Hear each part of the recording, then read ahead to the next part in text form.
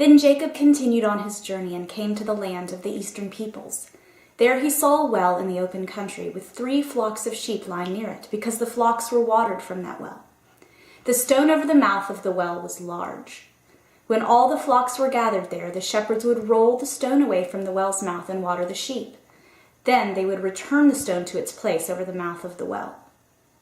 Jacob asked the shepherds, "My brothers, where are you from?"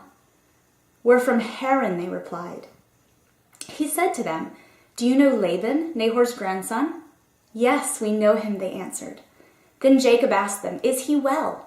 "Yes, he is," they said. "And here comes his daughter Rachel with the sheep."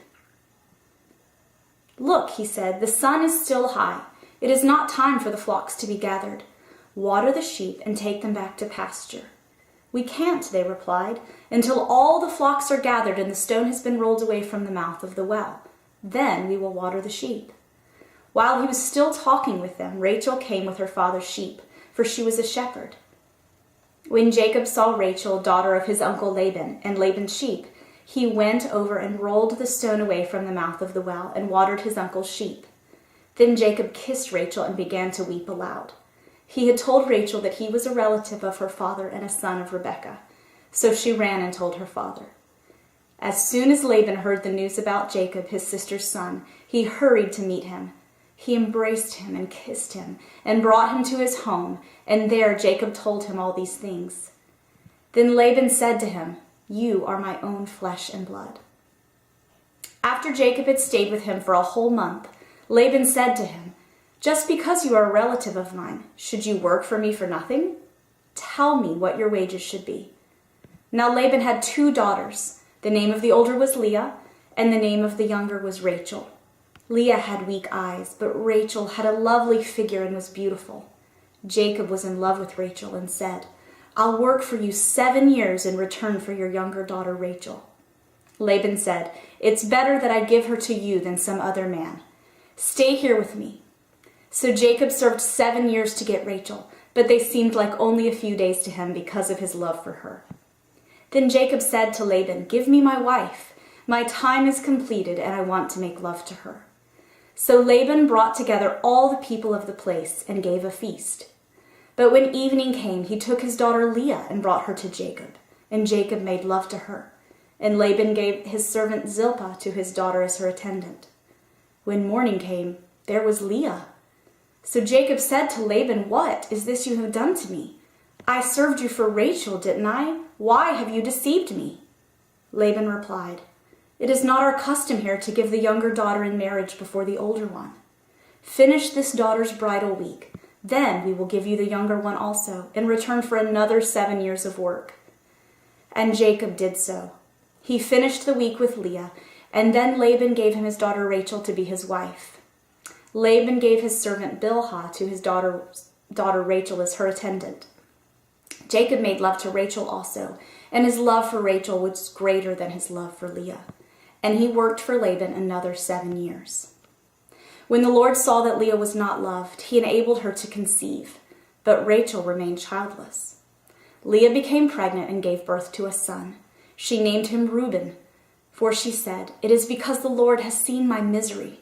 Surely my husband will love me now." She conceived again, and when she gave birth to a son, she said, "Because the Lord heard that I am not loved, he gave me this one too." So she named him Simeon. Again she conceived, and when she gave birth to a son, she said, "Now, at last my husband will become attached to me, because I have borne him 3 sons." So he was named Levi. She conceived again, and when she gave birth to a son, she said, "This time I will praise the Lord." So she named him Judah. Then she stopped having children. When Rachel saw that she was not bearing Jacob any children, she became jealous of her sister. So she said to Jacob, "Give me children or I'll die." Jacob became angry with her and said, "Am I in the place of God who has kept you from having children?" Then she said, "Here is Bilhah, my servant. Sleep with her so that she can bear children for me, and I too can build a family through her." So she gave him her servant Bilhah as a wife. Jacob slept with her, and she became pregnant and bore him a son. Then Rachel said, "God has vindicated me. He has listened to my plea and given me a son." Because of this, she named him Dan. Rachel's servant Bilhah conceived again and bore Jacob a second son. Then Rachel said, I have had a great struggle with my sister, and I have won. So she named him Naphtali. When Leah saw that she had stopped having children, she took her servant Zilpah and gave her to Jacob as a wife. Leah's servant Zilpah bore Jacob a son. Then Leah said, What good fortune! So she named him Gad. Leah's servant Zilpah bore Jacob a second son. Then Leah said, How happy I am! The women will call me happy. So she named him Asher. During wheat harvest, Reuben went out to the field and found some mandrake plants, which he brought to his mother Leah. Rachel said to Leah, Please give me some of your son's mandrakes. But she said to her, Wasn't it enough that you took away my husband? Will you take my son's mandrakes too? Very well, Rachel said. He can sleep with you tonight in return for your son's mandrakes. So when Jacob came in from the fields that evening, Leah went out to meet him. You must sleep with me, she said. I have hired you with my son's mandrakes. So he slept with her that night. God listened to Leah, and she became pregnant and bore Jacob a fifth son. Then Leah said, God has rewarded me for giving my servant to my husband. So she named him Issachar. Leah conceived again and bore Jacob a sixth son. And Leah said, God has presented me with a precious gift. This time my husband will treat me with honor because I have borne him 6 sons. So she named him Zebulun. Some time later she gave birth to a daughter and named her Dinah. Then God remembered Rachel. He listened to her and enabled her to conceive. She became pregnant and gave birth to a son and said, God has taken away my disgrace. She named him Joseph and said, May the Lord add to me another son.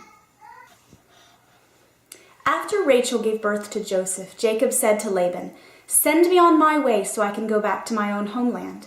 Give me my wives and children for whom I have served you, and I will be on my way. You know how much work I've done for you. But Laban said to him, If I have found favor in your eyes, please stay. I have learned by divination that the Lord has blessed me because of you. He added, Name your wages, and I will pay them. Jacob said to him, You know how I have worked for you, and how your livestock have fared under my care. The little you had before I came has increased greatly, and the Lord has blessed you wherever I have been.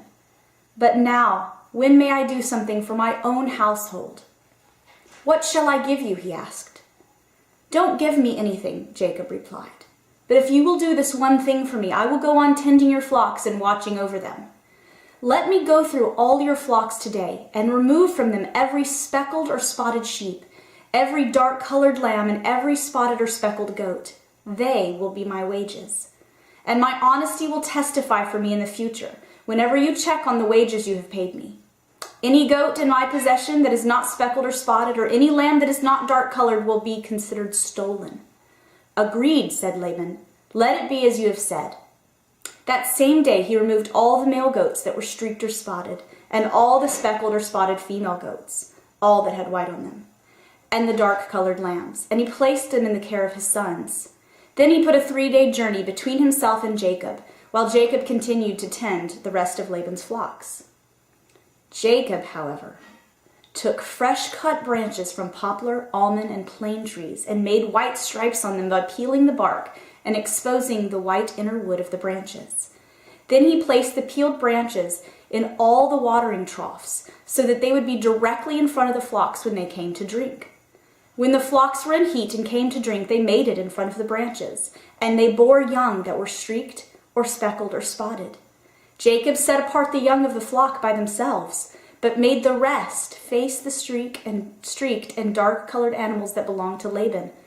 Thus he made separate flocks for himself, and did not put them with Laban's animals.